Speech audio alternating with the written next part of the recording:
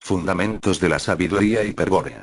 Página 57 y 58. Estructura psíquica del animal hombre o Pasú. En el momento en que los espíritus, esfera iban a ser encadenados al Pasú, hace millones de años, este había llegado a un determinado punto en la evolución filogenética. Este punto es el que vamos a representar, dejando de lado la historia de dicha evolución. En ese momento de su historia, la estructura psíquica del Pasú se componía de dos esferas bien desarrolladas, afectiva y racional, y de una tercera, preconciencia, en lento proceso de formación.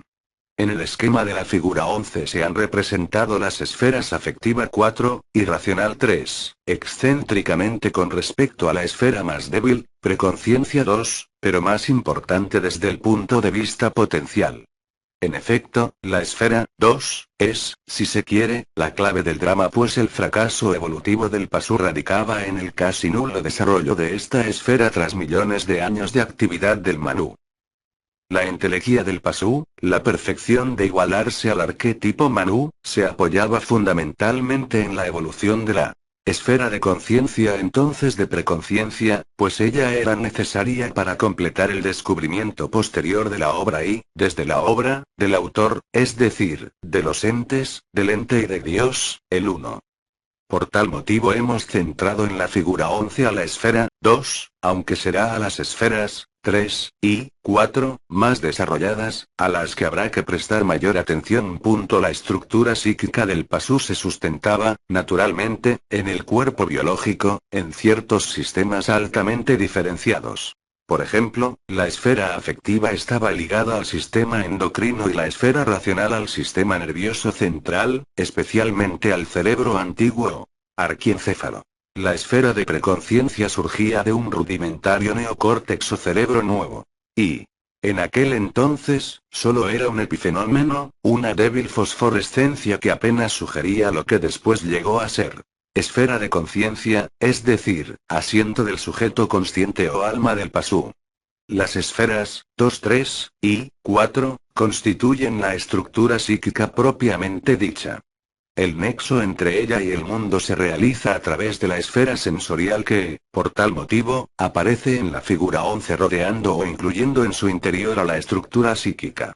Mas la esfera sensorial se compone también de los sentidos internos, de las vísceras o interoceptores, de los movimientos del cuerpo o propioceptores, del dolor o nociceptores, etc. Aparte de los exteroceptores o receptores de estímulos exteriores, oído, vista, tacto, etc.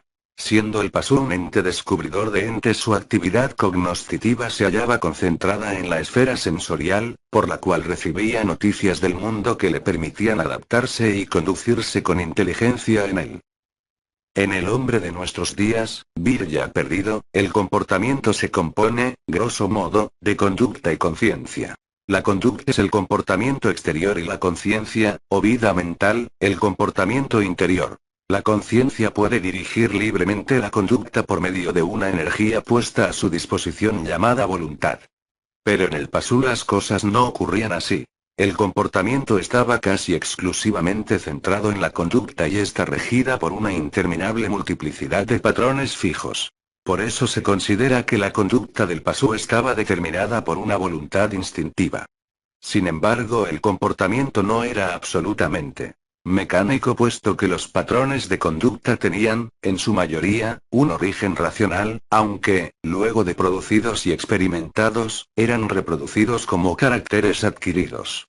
En el esquema de la figura 11 podemos apreciar el área de generación de la voluntad instintiva en el recinto instintos, el cual se forma por la intersección de las esferas afectiva y racional.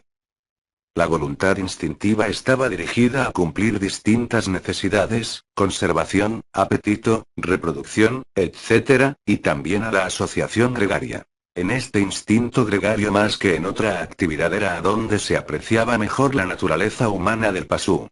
Toda sociedad se basa en la comunicación entre sus miembros. El objetivo superior de la sociedad Pasú era la comunicación comunitaria del descubrimiento de los entes o, con otros términos, transformar el descubrimiento individual en conocimiento colectivo. Esto quiere decir que el plan del Demiurgo para el Pasú era eminentemente cultural. Y puede así comprenderse que el fracaso evolutivo del Pasú se manifestara exteriormente en la pobreza cultural alcanzada por sus sociedades. De aquí que la sabiduría hiperbórea afirme que los espíritus fueron cautivados, encadenados al Pasú. Porque eran necesarios para producir cultura.